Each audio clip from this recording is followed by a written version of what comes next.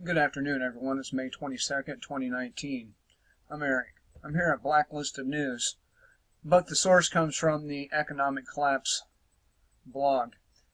Even before the recession has officially begun, some large U.S. firms are laying off thousands of workers. Things are about to get real ugly, people. I'm telling you. I'm getting tired of saying the word about. I want the shit to happen so it can be done and over with. How many of you out there are really tired of waiting for something? I hate waiting. I really do. It's one of my, I don't know what you call it, my flaws, if you will. I hate waiting. I really do. I saw a video on YouTube by Canadian Prepper. Of course, I didn't watch it because he said some pretty racist things about white people, so I stopped watching him. But he made a video called "Sad People Are Waiting for SHTF." It has nothing to do with sad, dude. Really, it doesn't. Not sad. It's a whole different thing than sad. All right. But this comes from Michael Schneider, a once adamant Trump sycophant who is beginning to crack here. If the U.S. economy is booming and very bright days are ahead, then why are so many large U.S. corporations laying off thousands of workers? Layoffs are starting to come fast and furious now, and this is happening even though the coming recession has not even officially started yet. Let me stop right there. You know I disagree with that. I think that we've been in pretty much a recession ever since 2008-2009 time period, and we never did recover. And then, of course, we never recovered from NAFTA either. And it's one little blow after another that's taken us down, but I digress. Of course, many are convinced that we are actually in a recession at this moment. In fact, according to John Williams of ShadowStats.com, if the government was actually using honest numbers, that they would show that we have been in a recession for quite some time. I'm glad to see somebody else sees it the way I do. But the narrative that the mainstream media keeps feeding us is that the U.S. economy is doing well, and that the outlook for the future is positive. Well, if that is true, then why are big corporations laying off so many workers right now? Ford Motor Company said Monday that it was laying off about 7,000 managers and other salaried employees, about 10% of its white-collar workforce across the globe, as part of a restructuring plan designed to save the number 2 automaker $600 million annually. The cuts, some of which were previously announced by the company, will be completed by August, Ford CEO Jim Hackett said in an email to employees Monday. And I already covered that, but I haven't covered the rest of them. Nestle U.S. unit will dismiss about 4,000 workers as it stops delivering frozen pizza and ice cream directly to stores and transition to a warehouse model that's becoming an industry standard for big food companies looking to trim costs.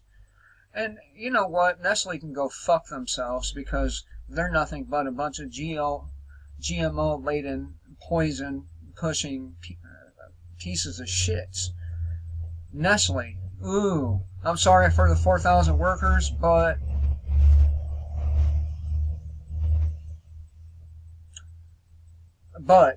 I'm not sorry. I would really like to see Nestle completely gone. But I digress again.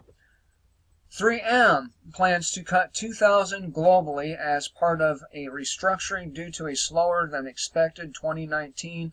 The maker of Post-it notes, industrial coatings, and ceramics said Thursday that the move is expected to save about $225 to $250 million a year. The St. Paul, Minnesota-based company anticipates a pre-tax charge of about $150 million or 20 cents per share this year. MGM Resorts International, MGM, plans to cut 1,000 positions by the end of the current quarter amid a cost-cutting and operational overhaul that calls for fewer managers across its properties. That figure includes some 254 positions that the company moved to eliminate last week.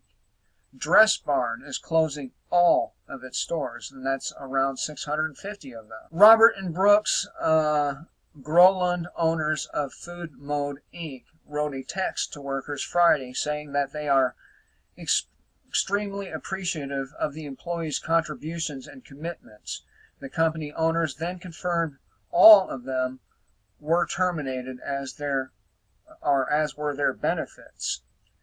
It was the final kick in the balls, Michael Sanders, a 22-year-old employee of the company, said Saturday. He said stomach, but it's a kick to the balls, and we all know it, right?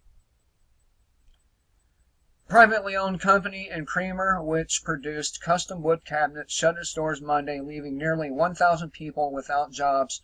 The abrupt closure of the plant stunned workers and community leaders. Now, when I lived in Michigan, this exact same thing happened. And you know what happened to Michigan? Especially Flint, Benton Harbor, Saginaw, and Detroit. It collapsed. They are now third world shitholes, and many places in between are becoming third world shitholes. All because you have a government. If we didn't have a government, none of these things would be a problem. So, yeah, it's looking pretty ugly. And there's no end in sight. This has been going on since NAFTA was signed. And people actually believe we're in a recovery? I mean, theoretically, I could go out and fairly reasonably easily find a job, but how long will that job be there? It doesn't sound like it'll be there very long, does it? But hey, as long as we can sit in our lazy boys, drink our brews, chain smoke our cigarettes, and watch Netflix, play Xbox, PlayStation, you're not going to get off your ass, are you? The dude in the comment section may be right. White people may never do anything to defend themselves. But I'm going to tell you what, you fuck with my kid, you fuck with my family, man, this white person will. And we're not even half year yet. Not even half year. We have what? One more month until we're half year. How much worse can it be? Well, we're going to find out at the end of summer. We are. I hope you all have a great day. Until next time, kill the state before the state kills you.